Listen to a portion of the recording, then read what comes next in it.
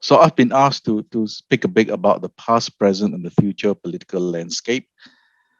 So what I've decided to do this afternoon is basically talk about not so much as in Sarawak politics, but really since this whole series of leadership seminars is about the future of Sarawak, as in the key challenges facing Sarawak, and why it's very important that the next generation take the lead in shaping the future of Sarawak. So when we look at the past and the present, I think it is quite clear that when you look at Sarawak's history, you can sort of divide it into four major areas. The first, obviously, is the Brunei era, and that was followed by 100 years of the Brooke era. And this was followed by a very short period when Sarawak was directly ruled by Whitehall in London.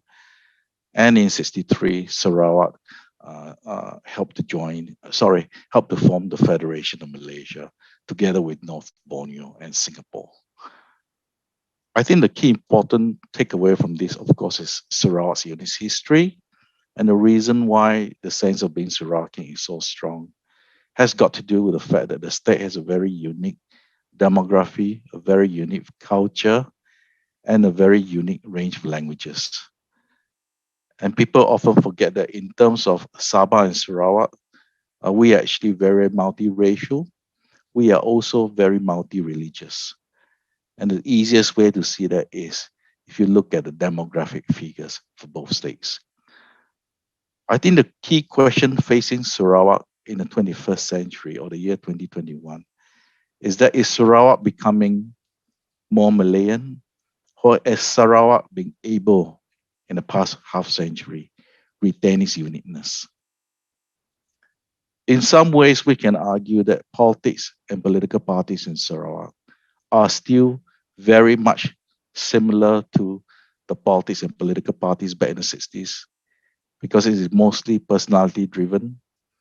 But the unique thing, of course, is that politics in Sarawak compared to politics in Malaya is that we are much more less driven by the racial angle. And again, this is consistent with the start of Sarawak politics back in the 60s. I think it is quite clear that even today, after half a century in the Malaysian Federation, Sarawak politics is driven by certain core beliefs. And one of the core beliefs, which I think is really, really important, is that in Sarawak, you will always require a coalition government of different races. There is no thinking about Sarawak's political elites that they can actually rule on their own. There's a strong sense that we have to accept that Sarawak is a very diverse place.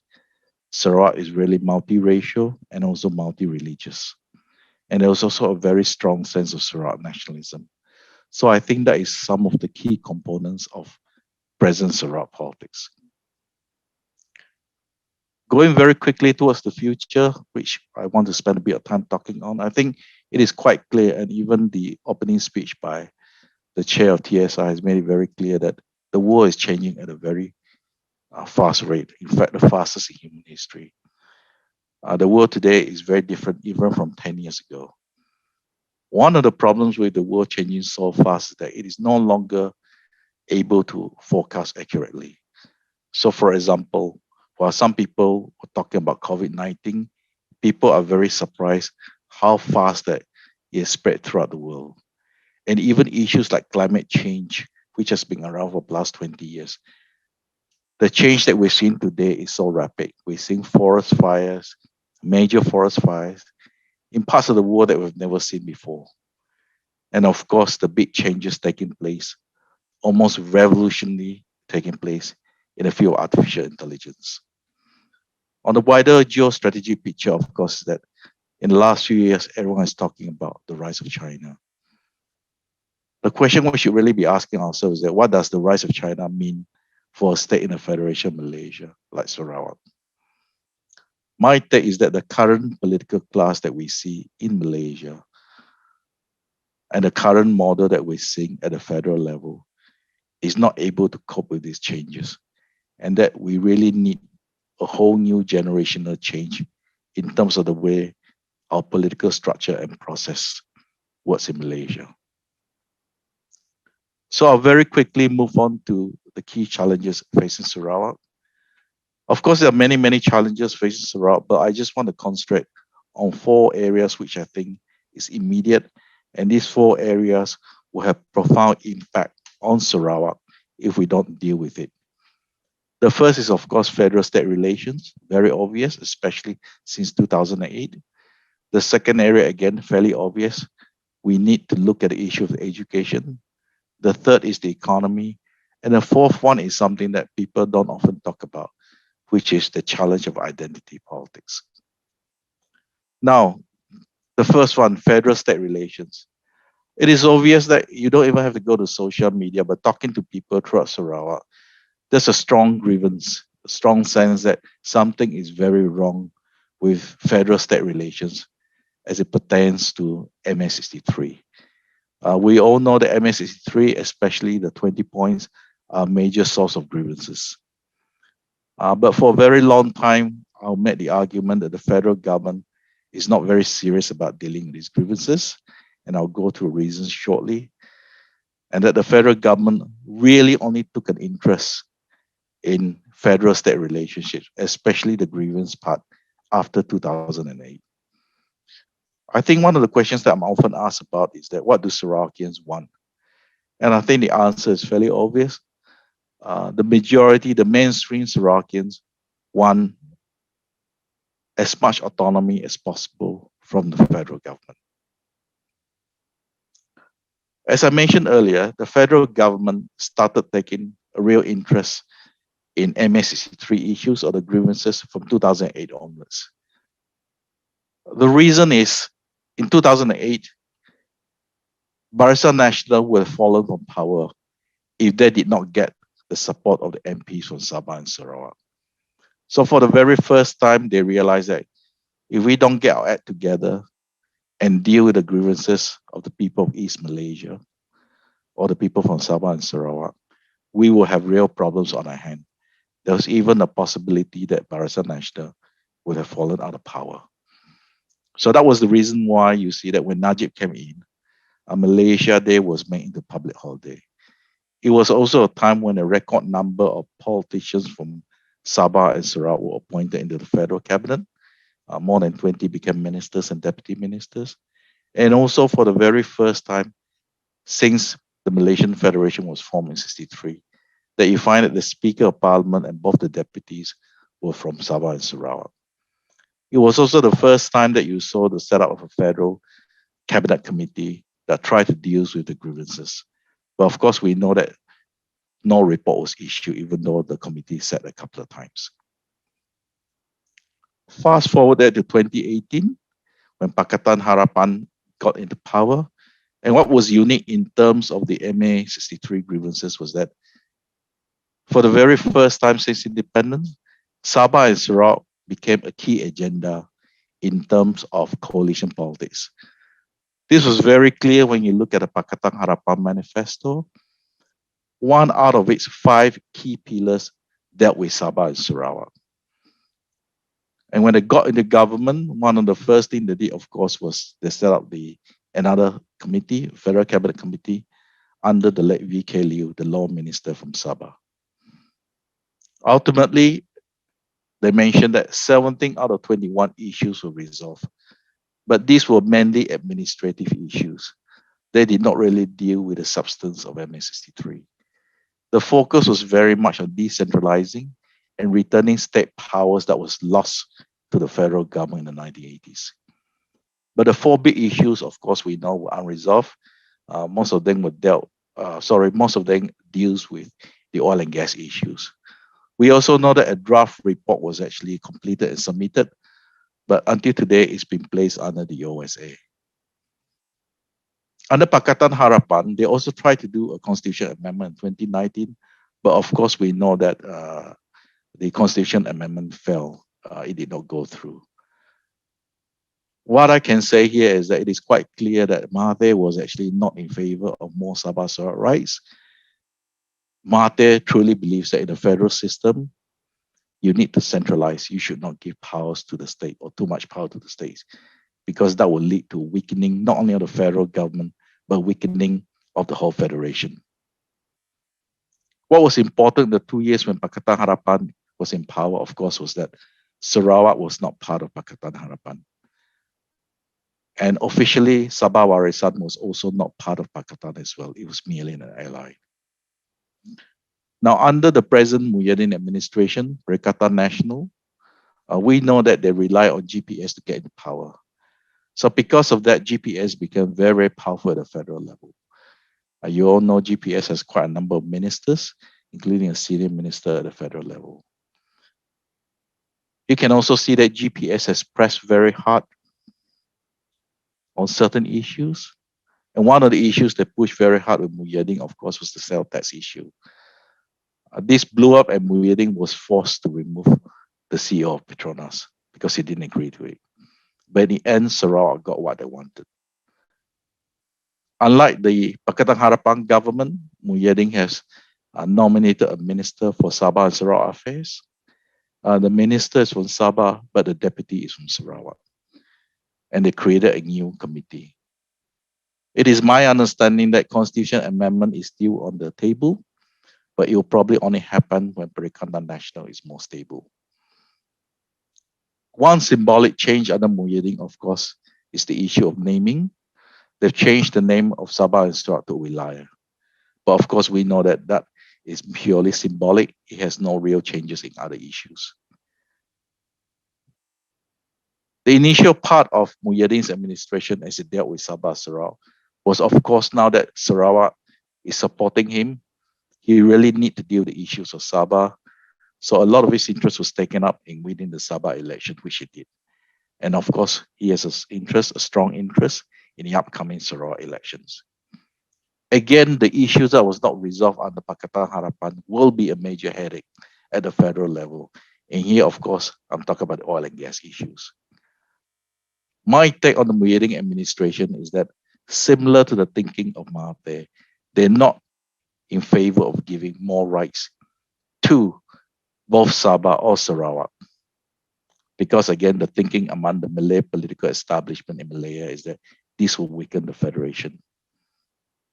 I think many people forget that the Malay establishment was badly bruised by the experience of the exit of Singapore in 1965. I don't think they've forgotten about it, and I think it forms the way they look at federal-state relations, especially federal-state relations as it pertains to Sabah and Sarawak. At the present moment, it is quite clear that you can't expect Muhyiddin to do much, or any of the Malay political establishment in Malaya to think about Sabah and Sarawak, simply because they're obsessed with fighting among themselves. And for Muhyiddin especially, it's all about survival of his Perikatan Nasional coalition government.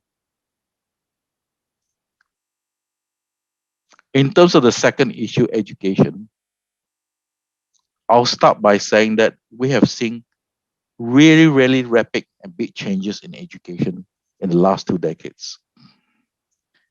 So previously, said 20, 30 years ago, the big divide in education was, of course, people who attended the government school, people who attended the so-called Chinese Indian government schools or the private Indian and Chinese schools, and students who attended the government religious schools. Today, the landscape is much, much more different. You still have the government school, you still have the government and Indian aided schools, both government and private. You still have the religious schools. But what has happened in the last 15 years is that you get a lot of private madrasas coming up. And a whole lot of private schools have been built in Malaysia in the last 10 years. Some of that actually do the international curriculum. And of course, the big change at the lower level is also reflected at the tertiary level. Now you have a lot of private universities. Of course, they start off with twinning programs, but some of them became independent private universities in Malaysia. And of course, you also have a separate category, the FBC, foreign branch campuses. Now, in terms of the trends with private education or education as a whole, you can see that there's a big move, especially in the last 5 years, with a lot of people moving towards private institutions, especially at the tertiary level. So the end result is that we have much more divisions now. We not only have the division between rural urban schools, we also have a division between government and private schools. But a big division that we're facing now is that almost all the private universities or tertiary institutions use the English language as the medium of education, while the government use a mixture of Bahasa Melayu and English.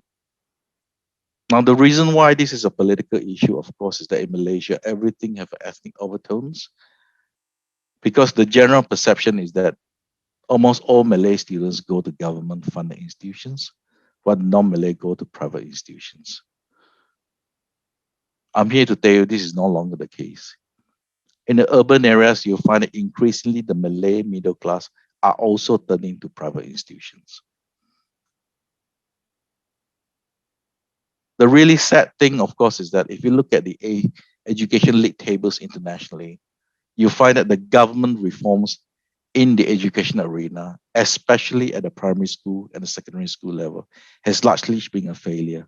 If you compare the standards of Malaysian students in things like science and mathematics, we have really fallen behind. But of course, there are some good news. The good news is that the old divide between the Chinese school graduates and others have largely disappeared, because most of the Chinese school graduates now have studied Bahasa Melayu at the secondary school level, and they've switched to the English system at the tertiary level. The other good news, I suppose, is that dialects have taken a backward, and almost the entire Chinese community in the last 30 years, because of the Chinese school system, Mandarin is now overriding all dialects. So I just want to give you some numbers very quickly. Most people do not realize how big private education is in Malaysia. So right now, there's about 287 international schools in Malaysia. 287. More than half of them are located in the Klang Valley. But even in Sarawak, if you look around, Kuching along has about 4 or 5 private international schools. They are enrolling more than 100,000 students. If you check the statistics from Ministry of Education, they'll tell you that 43% of the growth was found in the past 6 years. 6 years ago, there was only 96 private international schools in Malaysia. The fees are not cheap. The cheapest one was about 9,000 ringgit a year, while the most expensive one goes all the way up to 60,000 a year. At the tertiary level, the university level, there are 21 public tertiary institutions, but there are 47 private institutions, 10 foreign branch campuses, and of course, there's 100 more colleges. So that gives you an idea of the profound change in the education landscape. And this leads me to the final point about education. There are 4 big problems that will be coming up in the horizon very soon. The first one is, of course, the quality of teachers. This, I think, has reached a tipping point. And in the IPTA, this issue has not been resolved. It's been there for the last couple of years, but I think it'll get worse. And that's the issue of quantity over quality. What I'm more concerned about politically in the future is that students from the madrasas and some of the pondok schools or the private Islamic schools have very little contact with the non-Muslims in Malaysia. These people grew up with basically no contact outside the communities. And I'm not sure it's a good thing that they grew up thinking that Malaysia is a country making up of one community only. The other problem with a shift towards private education is that there's a very strong argument that can be made is that these students will have no common outlook, because students who pursue private education will have a completely different outlook and a different set of skills. And that leads me to the next point. You can make a very strong argument that because of the nature of private education taking off in Malaysia, you can argue that it will actually reinforce the class and ethnic differences in Malaysia. In other words, you're building up more walls than taking out walls between the different communities and classes. I'll quickly move on to the next big issue, education, in the economy. In terms of the economy, I think we're facing 3 big issues in the coming years. The first is something that people have been talking about for the last few years. The middle income trap is still there, hasn't been resolved. Income inequality, this comes up almost every year. And of course, brain drain. The new economic model that was introduced by Najib back in 2009, that was supposed to help Malaysia move out of the middle income trap. But the reality is that after a strong blowback from the Bumiputera business community, many of the key recommendations were taken out. And it is quite clear that if you speak to the experts in this field, they'll tell you that without changes to the Bumiputera economy, Bumiputera policy, you really cannot reform the fundamentals of the Malaysian economy. To get out of the middle income trap, of course, you need to reform some other issues. I've already spoken about education, but you also need to move the economy to higher wage economy like what Singapore did. And of course, you need to invest a lot more in R&D. But the problem is the big obstacles facing us is that there's something about the Malaysian manufacturing sector and Malaysian capitalists. They all seems to me to be addicted to cheap foreign labor. They refuse to upgrade the factories. Every time there's a problem, it's a problem of getting more foreign workers in. Part of it is there is no incentive to upgrade. In fact, that's a disincentive to upgrade. The education and civil service reforms are blocked. And in fact, I will make the argument that because of COVID-19, in some ways, the Bumiputera agenda is actually getting stronger. So you have even more obstacles now. This issue of the middle income trap is extremely time sensitive because the countries that we used to laugh about, the countries that are so-called sending us mates, they've actually overtaken us. If you look at the key economic statistics, you find something very interesting. Vietnam, Indonesia, and Thailand, countries that the Malaysian middle class and the upper class used to look down upon, in terms of the core economic statistics, they've actually overtaken Malaysia. And even countries like Philippines, which we always look down, they're actually catching up very, very fast. In terms of income equality, I don't have to go into details because I'm sure you all know about it. Malaysia's Gini coefficient in 2019 was about 0.4. It hasn't really moved much. It was about 0.4142 for about 10 years. The big problem now is that we have inequality within the major ethnic groups and within the urban-rural areas. In 2019, the latest figure released by the government, the top 20% share of income was almost half. The middle class got about 38%, but the bottom 40, the B40 group, they only receive 16% of the income. Now, this is a major, major problem in Malaysia because to reform it, it will be very, very difficult because income inequality is now used as a political weapon. And in some ways, it's clouded the issue because to me, the real issue is not really income. It is really about the lack of quality education, which leads to better skills and high-paying jobs. A survey done in 1982 by the World Bank shows that for the period 1982-2012, 60% of the workforce actually only holds SPM qualifications. The number of people who actually stay in the workforce with a tertiary degree is only hovering around 10%.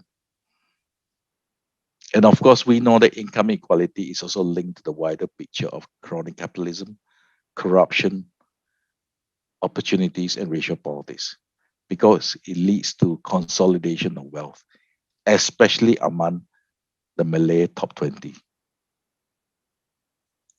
Brain drain is, of course, something that we hear about all the time every year, especially during the time when the SPM result comes out. People complain that the best students don't get the courses they get into. A lot of the non-Malays, if they don't get the courses they get to, or they're poached by the ASEAN scholarships from Singapore. The famous World Bank study says that 1 million professionals have left Malaysia.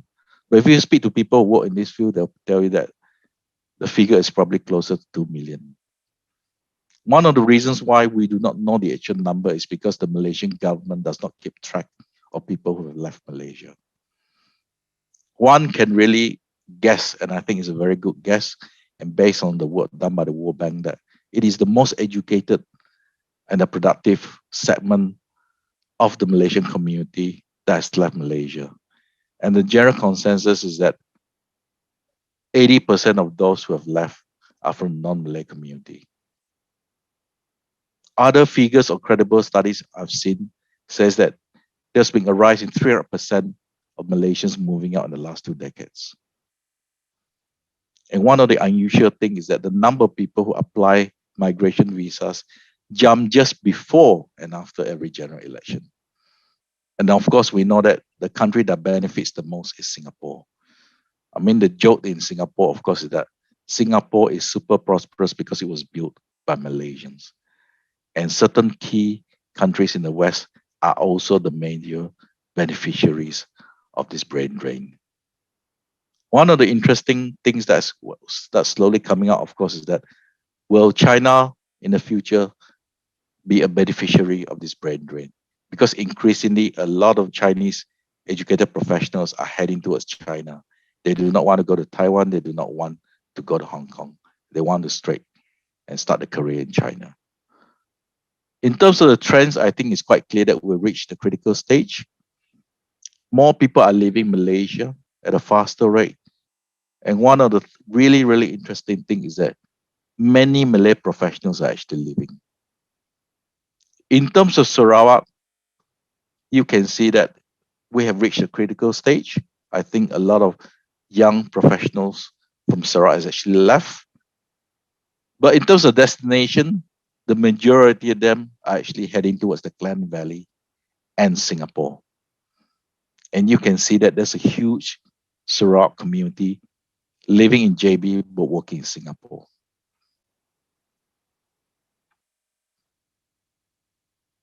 Another big challenge which I think we face is the issue of identity politics.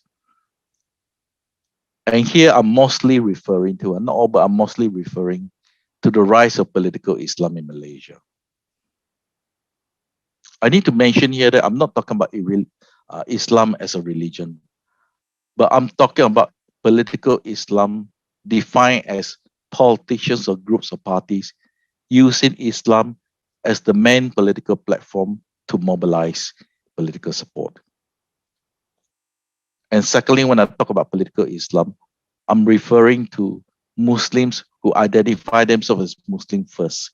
In other words, Islam has replaced their Malay or other ethnic identity. I think if we're not very careful with this, we will see real conflict in the following areas. The first is, of course, this idea of Islam must be used to dominate over the non-Muslims in Malaysia. Secondly, there's also a lot of disagreements and a lot of arguments among the Muslim community itself. Some of it is actually very serious, including threats to each other among the Muslim community themselves. The third one is something that which I think the non-Muslims are really worried about, and which is that there are groups out there who are trying to make Islam as the foundation of the state. And there's a silent rewriting of the federal constitution. Now, the reason why identity politics is very, very important to Sarawak and of course to Sabah is that this is a explicit rejections of Sarawak's multiculturalism and multi-religious foundation. It also leads to an active discrimination of Sarawak's indigenous people if they are non-Muslims. I suppose the key question we want to ask ourselves is that what is the role of religion in Malaysia or in Sarawak? Will the future be decided by the Islamists only? This issue will be with us for some time to come because one of the problems that we face, one of the problems that we inherited, the way the constitution is written, the present constitution is written, is that Malaysia is not an Islamic state, but it is also not a secular state as well. So the last part of my talk is basically shaping the future. Now, this is not an academic talk, so I just want to bring in a very, very simple theory. One of the social science theory that we have on social change is the theory of path dependency. A simple way of understanding it is basically that history matters. Political choices or other choices made many years ago basically caused the present condition. Path dependency also explains why people keep using the same policies and keep doing things the same way, even though we know it doesn't work. Part of it is that it's often politically easier and less controversial to just go along with the already set path rather than take a radical approach or to reform or to do something new.